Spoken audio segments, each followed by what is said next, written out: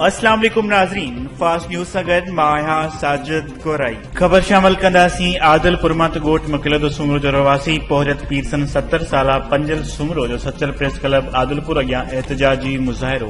Sachal press club Adilpur जे सहाफ़िन अॻियां सख़्त एहतजाज कंदे हिन चयो त मुंहिंजे घर जी मालपीड़ी जे वाड़े ऐं कुतर मशीन माल जे ॿध छोड़ वारी जॻह ते बासर जवाबदार कब्ज़ो कयूं वेठा आहिनि।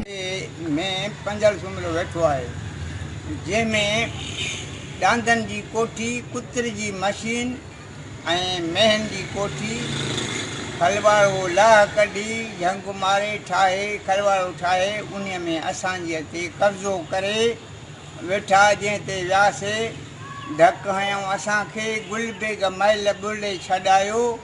उहे हाणे फौत थी विया आहिनि। फ़ैसिलो अश्क कयो, फिरियाद न करणु ॾिनई कि फ़ैसिलो मां 500 चटी रखियईं। फ़ैसिलो कैंसिल करे हुननि कब्ज़ो करे वेही रहिया आहिनि, असांखे अचण न था ॾियनि।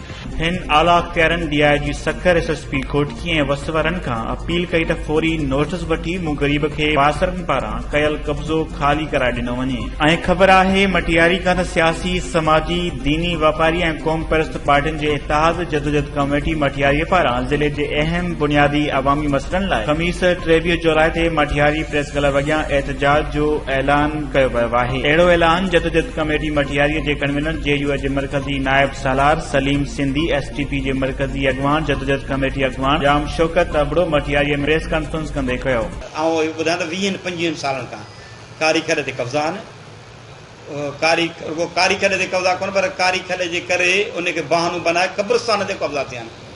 तव्हांखे चङनि भलनि माण्हुनि जूं ओताकूं, घर, क़ब्रिस्तान ते बि कब्ज़ा आहिनि, कारी खॾ ते बि कब्ज़ा आहिनि।